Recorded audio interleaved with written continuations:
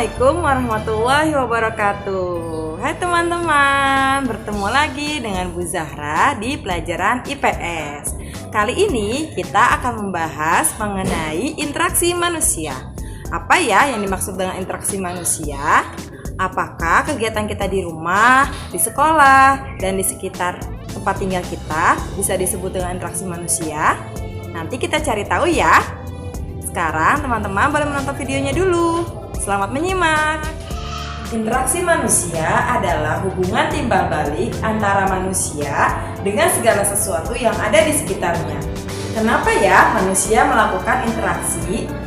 Karena manusia merupakan makhluk sosial yang selalu membutuhkan bantuan dalam kegiatan memenuhi kebutuhan hidupnya. Interaksi manusia dibagi menjadi dua, yaitu satu, interaksi manusia dengan lingkungan sosial dan interaksi manusia dengan alam. Kali ini kita akan membahas terlebih dahulu mengenai interaksi manusia dengan lingkungan sosial ya teman-teman. Interaksi manusia dengan lingkungan sosial memiliki arti yaitu hubungan sosial yang terjadi antara individu dengan individu lain, individu dengan kelompok maupun kelompok dengan kelompok lain. Contoh dari interaksi sosial ini yaitu individu dengan individu bisa dicontohkan dengan kondisi di mana pasien diperiksa oleh dokter. Kemudian individu dengan kelompok bisa dicontohkan interaksi antara guru dengan siswanya. Sedangkan kelompok dengan kelompok lain bisa dicontohkan saat teman-teman sedang bermain bola antara kelompok satu dengan kelompok yang lain bertanding. Syarat terjadinya interaksi sosial ini adalah adanya kontak sosial dan adanya komunikasi. Sedangkan ciri-ciri dari interaksi sosial ini adalah 1. Jumlah pelaku lebih dari 1 orang. 2. Terjadi komunikasi antar pelaku.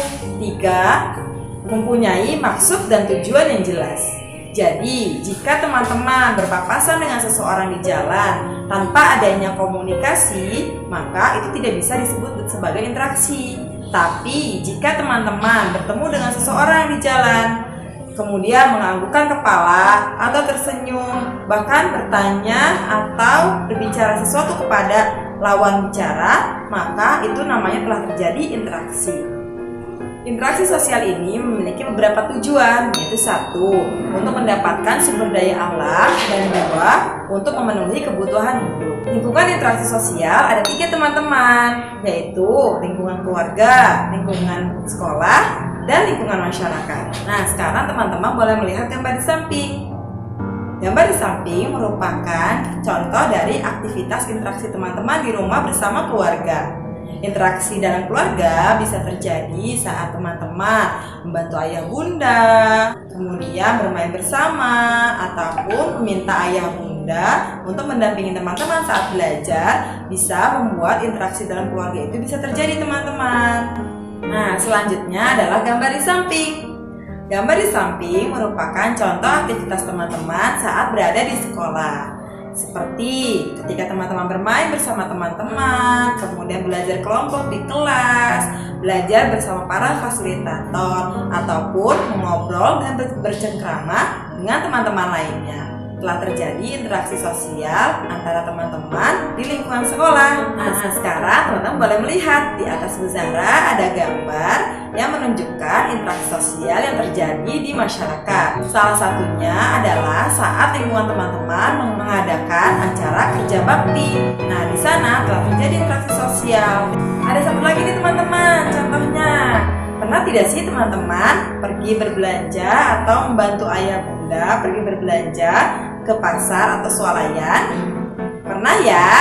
Nah, di sana telah terjadi banyak sekali interaksi sosial. Contoh salah satunya adalah yang terjadi antara pembeli dan pedagang. Nah, di sana telah terjadi teman-teman ya, saat ayah atau bunda membeli suatu barang dari pedagang, maka telah terjadi interaksi sosial. Tapi bukan hanya antara pembeli dan pedagang saja teman-teman. Biasanya di pasar juga ada loh para penjual jasa yang menggunakan jasanya membantu para pembeli mengangkut barang-barang belanjaan mereka.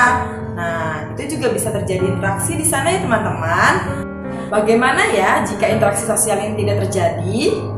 Akan sulit teman-teman untuk teman-teman ataupun orang lain untuk memenuhi kebutuhan hidupnya jika tidak terjadi interaksi sosial. Kenapa? Karena hanya dengan berhubungan dengan orang lain maka kita dengan lebih mudah meminta bantuan.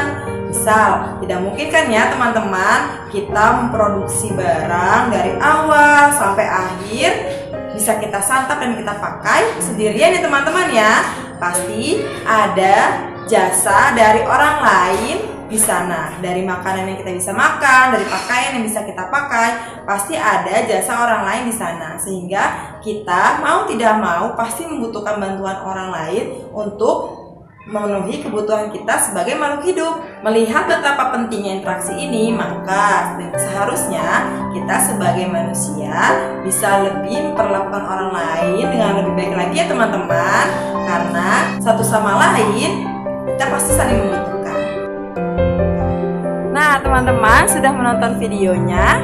Setelah menonton videonya, mudah-mudahan teman-teman memahami ya apa ya yang dimaksud dengan interaksi manusia, dan teman-teman juga bisa menentukan aktivitas apa saja yang bisa masuk ke dalam interaksi manusia.